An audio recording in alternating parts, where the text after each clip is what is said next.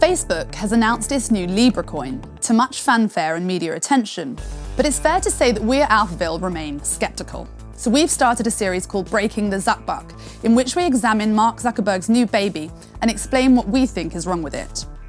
Myth number 1. A blockchain is what will allow Libra to function. Libra is meant to be supported by what's being called the Libra blockchain, which is described as a decentralized programmable database. But we'd argue that the Libra blockchain is not in fact a blockchain, as some of the defining characteristics of a blockchain are missing. Whereas in a normal blockchain, like the one underpinning Bitcoin, blocks of transactions are hashed down and added to a chain of other blocks, hence the word blockchain, Libra will use neither blocks nor a chain. Instead, Libra will be a single data structure that records the history of transactions and states over time. Facebook says that because it uses technology that's associated with blockchains, such as Merkle trees, Byzantine consensus protocols, and other complex cryptography, it should be called a blockchain. But we don't think Facebook should get to decide what a blockchain means. And furthermore, it doesn't need a blockchain for what it's trying to achieve. Myth number 2. Libra is decentralized. So Libra says that it's a decentralized system, but we think calling it that is a stretch. Unlike cryptocurrencies such as Bitcoin, Libra won't use the proof-of-work mechanism that incentivizes miners to keep the network going. Instead, Facebook and the other 27 founding partners of the Libra Association will run their own nodes that validate Libra transactions. The partners include Uber, PayPal, and MasterCard, and each one has paid $10 million for the privilege. Facebook says Libra will move to a more decentralized, permissionless system in the future, but we don't have any details on how and when that will happen. Myth number 3. Libra can magically reduce cross-border payment fees. These fees are high, not just because of technological issues, but political and regulatory ones associated with the complicated process of moving money from one jurisdiction to another.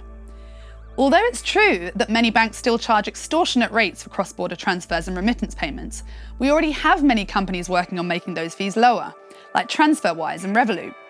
There's no reason to believe Libra can lower those costs further. And as long as people still use central bank money as their primary means of payment, they'll still have to somehow exchange that money into Libra, which will come with a cost. Myth number 4. Libra is about helping the unbanked. Facebook wants you to think that the reason they're doing all of this is because they want to increase financial inclusion and to bring in the 1.7 billion adults around the world who remain outside the banking system. But it's not clear how the unbanked will be able to buy Libra if they have no bank account, particularly if Libra wants to keep regulators happy by doing proper checks on its users to avoid money laundering. Libra is also unlikely to help people in countries with rapidly depreciating currencies, as those countries tend to put in capital controls to prevent a run on their banks. Facebook has never shown much interest in the unbanked before, and we're not sure why it's suddenly so interested. Myth number 5. Libra legitimizes Bitcoin. Libra calls itself a low volatility cryptocurrency, but just as the Libra blockchain isn't a real blockchain, Libra coin isn't a real cryptocurrency either. That's because it's issued by a centralized entity, doesn't run on a real blockchain, and rather than being subject to the whims of crypto markets, is pegged to a basket of fiat currencies.